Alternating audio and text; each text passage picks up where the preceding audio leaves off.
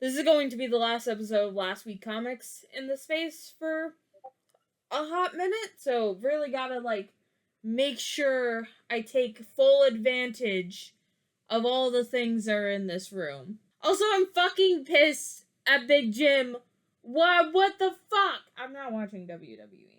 Alright, anyway, welcome back to another episode of Last Week in Comics. The show where I talk about the last week in comics. This week's a big moving week, so if this video's late, then, it's probably my fault. I don't blame Stack and his editing. Blame him for this, though. Like, what the fuck? I'm starting this week off with probably one of my most anticipated books, that being Justice League Red by Saladin Ahmed with art by Clayton Henry. I love both of these people. Obviously, if you know my background as former Miss Marvel fan, just general person who really likes it when there's diversity in comics, you know, I'm a big fan of Saladin Ahmed's work. I think he's a very consistently good writer, and honestly, so what if he only put Simon Baz in there because they're both Lebanese, or at least part Lebanese on his part. At least Simon Baz is being put in things. I don't give a fuck. And then also, Clayton Henry, I got, wind of his art when I went to C2E2 this past year? Right? Yeah, because that was the panel with, the war criminal. But I got kind of into his art. I saw him as a person, and he is very... he has, such an appreciation for the craft of comics that you can tell that some people have, and you can tell when artists don't. And so to see them both on a book, and especially a book that I have been asking for, if you know, whenever I review Justice League Unlimited, I'm like, this book's too big, I wish that they would break them off more into different teams. Justice League Red kind of answers that whole plead. And more importantly, it has two of my faves just starting off. So, obviously, Power Girl is one of the leads of this book, and my goat, my favorite Green Lantern, Simon Baz, is also there. If only we could get him with a gun again. Having these two on a book, it's, basically second Christmas for me. Anyway, so, basic plot. So, Red Tornado wants to create his own, secretive Justice League, and we're not really sure why, because when Simon and Power Girl stop this giant robot, they realize that he's just carrying crops, and they're kind of starting to question why Red Tornado's doing all of this. And then we get this whole big reveal at the end that Black Adam is somehow involved in this whole mess. Now, he's not directly working with Red Tornado. It seems like Red Tornado is kind of against him still, so we don't really know exactly what's going on yet. It seems like it's building up to, this mystery of, oh, is Red Tornado okay? What's exactly going on with him? It seems to also be somewhat related to the Dark Tomorrow that we've been seeing, that Booster is currently still stuck in because another issue of Superman hasn't come out. But it seems to be kind of intertwining into that. Honestly, I will say, because we've had other books where, they're trying to, kind of wrap up some of the pieces that Unlimited can't really get to, with Justice League The Atom Project. I feel like Justice League Red is going in a better direction overall. It really sucks for Red Canary and Cyborg fans who were probably expecting them in this issue, but I'm okay with kind of a slow build up to the team because it seems like this is oh, hey, we have these 6 issues, we're gonna tell a story in 6 issues, but if we want to bring them up again, if this actually does well, and I hope it does, I mean, you guys know me, I'm a Justice League International fan. I like it when there's more than one Justice League comic book going on at the same time. I probably went in 50 different directions with this, but I had Outback Steakhouse today, and I think it's fucking with me. I'm excited to see what direction Justice League Red goes into. I think it's gonna be fun. I don't know. I feel like when you have a book of a bunch of people who don't get anything, I'm just I need this to just be okay. It doesn't need to be perfect or great, it just needs to be okay. and I will accept it. I want this to turn into my next Secret Six, though. I want to be so engrossed in the drama that happens with this. And if we need to ship Power Girl and Simon Baz, so be it. Rena has talked on our podcast about shipping the two of them. Make it happen, people. I need to see those AO3 tags up. Speaking of other things from Krypton, we got another issue of Ryan North's Krypton the Superdog. This book made me goddamn cry.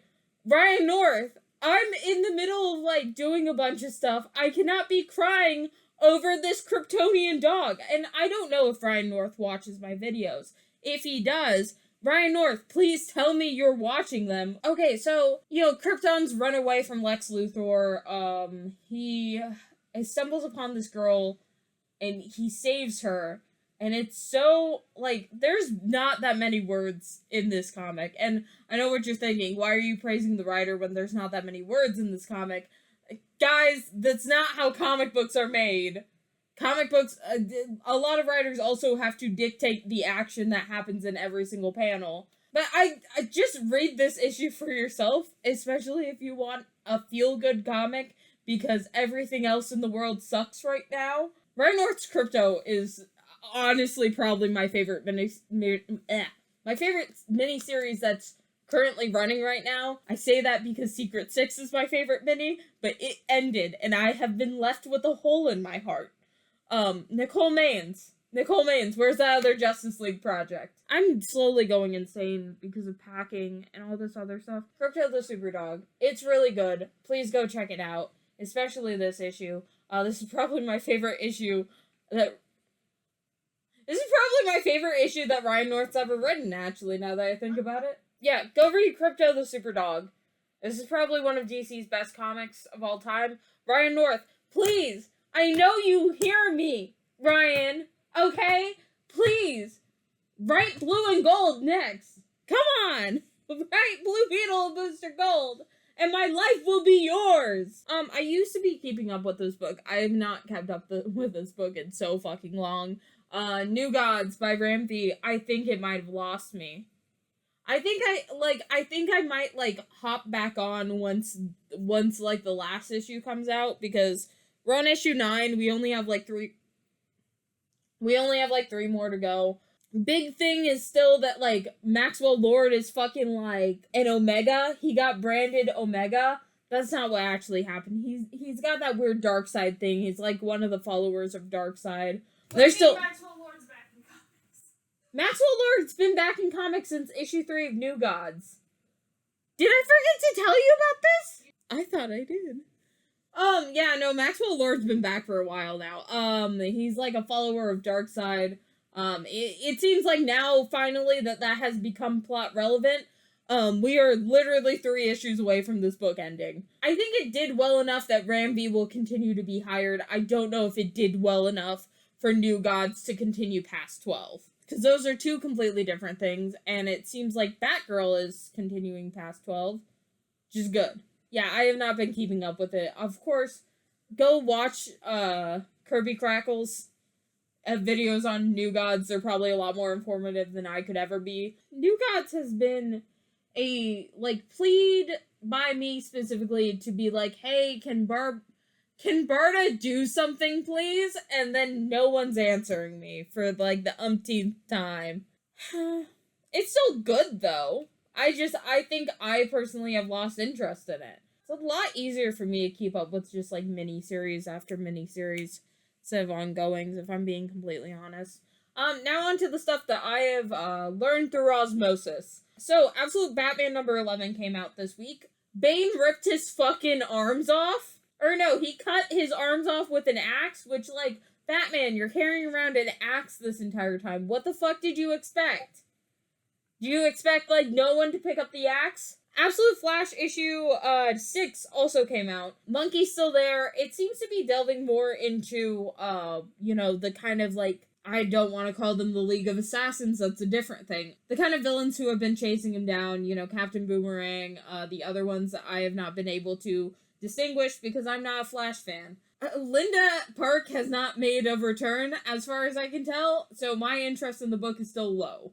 We also have Catwoman number 78. Seems like Catwoman's doing Catwoman things, which we cannot say for another cat-themed superhero, unfortunately. I don't know, I've only heard good things about the Catwoman book. It seems like the Gotham City Sirens have had good solo work, which makes me question every single time they try and release something like the Gotham City Sirens. Next up is Nightwing 126, 129. Oh my god, I remember hearing something about Nightwing this week. Okay, never mind, I just looked at Nightwing. What the fuck do you mean there's a Nightwing Prime? Do we at DC know why Superboy Prime works? Why Superboy Prime exists? You can't just have a Nightwing Prime and then have him be like Superman. And then also mutate a dog for some reason.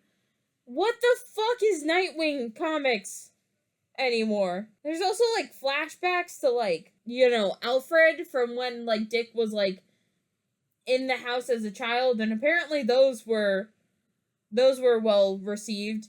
I guess no one else... Why the fuck didn't anyone tell me about Nightwing Prime? I feel like Nightwing Prime should be a bigger deal than it is, apparently. What the fuck is happening in okay. You cannot pay... Well, you can, in fact, pay me to care about the Bat Boys if you really want to. My Ko-fi's down in the description. You give me $5, I will care about whatever book you want me to. DC cannot pay me to care about Nightwing right now. However, they can pay me to care about Titans number 26. And I say this only because Coagula's back. So Kate Goodwin, otherwise known as Coagula, she's been dead for a while, and then miraculously, she was alive in the Pride special. I do believe that they brought Coagula back to life either in the this year's Pride special or the year before, where they did that big, honoring Rachel Pollack issue. I'm just super happy that Coagula's back, even if it's for 2 fucking panels. Don't read Grant Morrison's Doom Patrol, because fuck Grant Morrison. Instead read Rachel Pollack's Doom Patrol. It is 10 times better. Even if it's just for a panel and she's seen interacting with the Doom Patrol again, I'm just happy that we have a trans woman back in comics. I'm really hoping that with the mass amount of trans women who write at DC now, that this isn't going to be the last time we see Coagula. There's so many trans women at DC, like, and they're all amazing writers. Like, 10 out of 10 books across the board. Oh god, like, even, like, Jenny Blake, like, fucking creating Black Lightning. Crazy! How many trans women have just made DC how it is. And I am so glad, I am so happy Coagula's back, even if it's just for a panel. Hell, Titans, I have never given a shit about the Titans. I have always been a Young Justice person, even before I actually started reading Young Justice comics. I've never vibed with the Titans like that. But if you have Kate Goodwin in, like, issues going forward, and we're kind of, like, backdooring, like, a potential new Doom Patrol book, I will be there. I will be there day one. Okay, we're gonna do the PSA again. Okay. Next up on my list is Wonder Woman number 24. I understand that people want to have their criticisms about Tom King and get hit tweets off of it. But I need to remind you all that any press is good press in the world of comic books. So when you're giving Tom King, even if you're saying the book is horrible, you're still giving the book attention. The only attention you should be giving is to the fact that Tom King's a fucking war criminal who said he would do the Iraq invasion all over again if he could. He should not be writing comics. He should not be in this space. It is baffling to me how many fucking Islamophobes worked at DC. It's a fucking lot. Like, Phil Jimenez, fucking Grant Morrison, obviously Tom King, pretty sure Frank Miller too, unless I'm getting him confused with the other Miller. They're both fucking awful people. Anyway, that's the only attention you should be giving the Wonder Woman book. I understand that people want to critique, certain aspects, especially now that they're doing this whole thing where it seems to be very pro-motherhood, pro-assimilation into, patriarchal ideals. The fact that they have fucking Wonder Woman's hair tied up all of a sudden when she's never had that hairstyle. And I do think that how Wonder Woman's being handled is a sign of our slow rise and acceptance of fascism as a country. I understand. I have a panic attack every single time this book comes up. It's the same thing with why Tom Taylor has been able to continue having a career in this industry. Giving them free press, even if it's all negative, still means that people are reading the book and people are buying the book in DC's mind at least.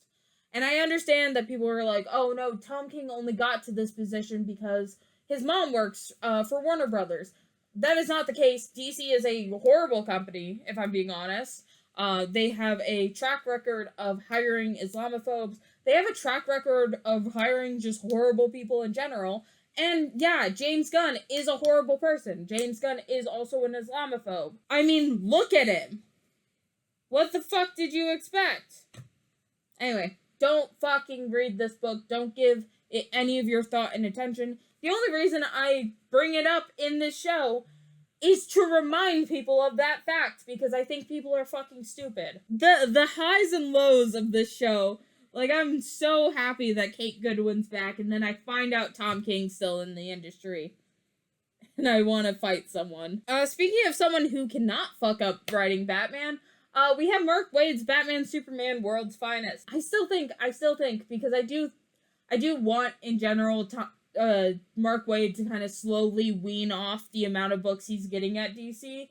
I do appreciate World's Finest. I think having a nice and fun, campy Silver Age comic in the current state of the industry is great. Especially because I feel like that's a very easy, what I would like to call transition comic for a lot of young readers who, got into comics through a lot of the graphic novels that DC has been publishing. Of course, the rise of indie publishers and graphic novels, they kind of have a cornerstone on the industry in that case.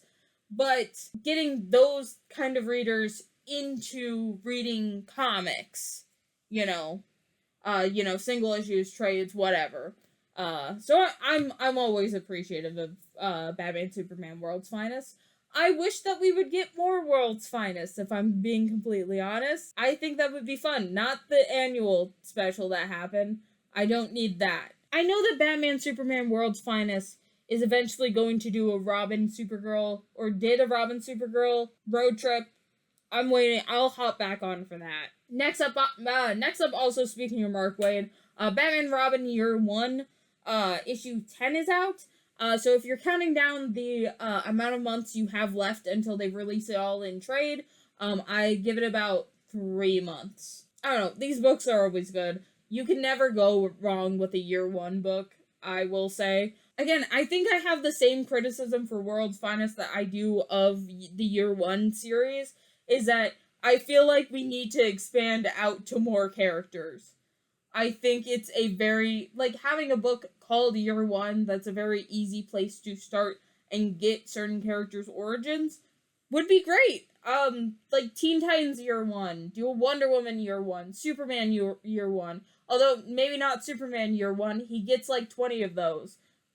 Do a Wonder Woman Year 1, honestly. But that's just my criticism of, we need more Wonder Woman books not written by war criminals. Okay, next up is Tom Taylor's Detective Comics 1100. Oh shit, and it's a special issue, actually. Never mind, I don't know why I called this Tom Taylor's Detective Comics. So issue 1100 is a oversized celebration of the Dark Knight. And just from their names I recognize, Tom Taylor gets a story, obviously it's his book currently. Greg Rucka is on it, and so is Mariko Tamaki, which is probably one of the best Detective Comics writers, and one of the best writers in the industry. I don't give a shit if you read I Am Starfire. Read more of her fucking books, you cowards. You can only have criticisms of certain writers if you've read enough of their material. Mariko Tamaki is one of those. But yeah, so I I would say pick it up. Mariko Tamaki should have been on the pipeline of Detective Comics to, Batman, and she should have been given Batman. Fuck you guys who fucking almost ran Mariko Tamaki out of the industry. I would fight you if I could. I will defend Mariko Tamaki with my fucking life. Anyway, Superman Unlimited issue 4 came out. Superman's a bat now. And I'm not talking about, like, bat in the context of, like, the bat family. I'm talking about he's just a bat. He's a Superman bat. He's a man bat, not a Batman. Those are two completely different things. Oh my god, he gets bitten by the man bat. That's what's going on here. And there's monkeys. Okay. Maybe Dan Slott's on to something. I've only said this about one other Dan Slott book. But maybe he's on to something with this one. I don't know. I've not been keeping up with Superman Unlimited. I feel like... now looking back, I'm like, did they just drop the whole Golden Kryptonite thing? Okay. Or like the Golden Superman thing? Okay. Alright, I'm down with it. Anyway, I'm tired of talking about DC. Let's go on to the indie books. First one I want to talk about is from Dark Horse, actually. The Umbrella Academy Plan B, issue 2. Yeah, if you didn't know, they're publishing more on Umbrella Academy books. The first one was kind of more around the Sparrow Academy. I still need to catch up to issue 2. But it's fucking Umbrella Academy, and I'm glad that they're releasing more issues, because I feel like I know a lot of people probably hopped onto the comic books because they like how the show is run, and I feel like while the show has kind of run its course and definitely lost a lot of steam in those later seasons, I don't think that the same has happened for the Umbrella Academy books. I read the original 3 trades, and I'm glad that they're still expanding the universe. I feel like that's one of the missing potentials of the Umbrella Academy show. They didn't give us enough time to explore, like, this concept of a world with superheroes, but it's kind of like not the same because not a lot of people have powers, and now we're introducing the Sparrow Academy into the comics. Whole thing. But yeah, go check it out.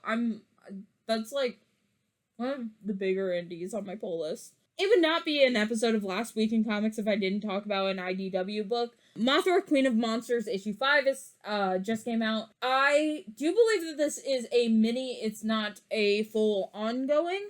So I've suggest that after issue 6 comes out, you start keeping your eyes out for the trade paperback. I know personally, because I missed out on the first couple issues, I'm going to go back and pick up the trade.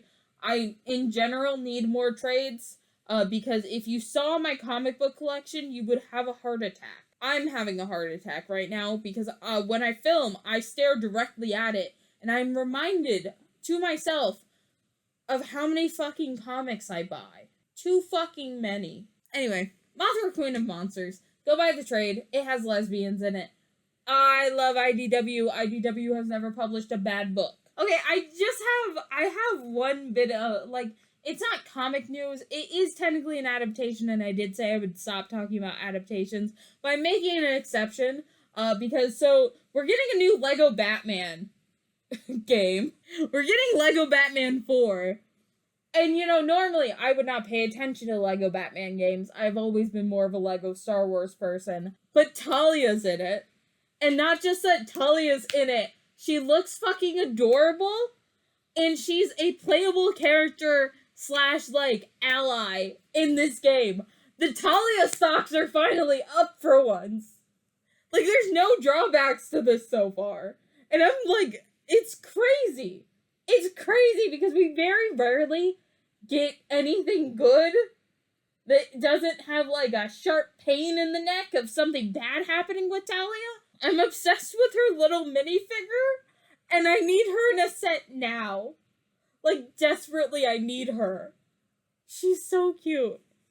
That's all I wanted. That's all the news I wanted to talk about. This is the last week in comics in this area for probably a year or so. Or not a year, until December. So take in while you can. We're probably gonna film another video here.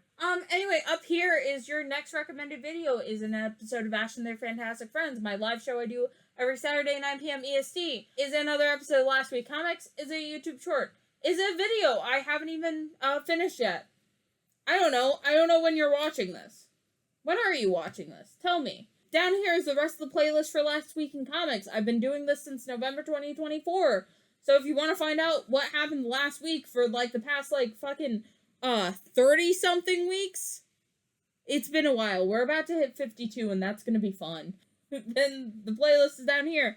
Over here is the subscribe button. I had a lot of videos I promised I didn't end up making. I still can make them, it's just with less comic book examples. So I probably will still be doing them. But, you know, how to get into comics, how to start getting into buying physical copies, because I know that that's one of the hardest things is, you know, finding a local comic book shop.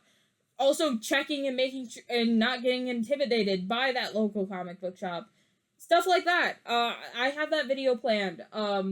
I also have the White Wingfoot video essay. I am going back to school, which means I am going back to writing it. So hopefully that will be done and will be posted sometime early February, because when Wyatt Wingfoot's 60th anniversary is, it's fucking confusing. And it hurts me, personally. But yeah, subscribe. Like, comment, share. Tell me if I'm doing something wrong, because if I am, I would like to know so I can fix it. And also donate to my Ko-fi, link down below. So I can start writing off my comic book purchases as a tax thing, I guess. I don't know if I can do that yet. Okay, please subscribe so I can make money off of YouTube and I can start writing off my comic book purchases as a business expense. I'm done talking on here. And cut.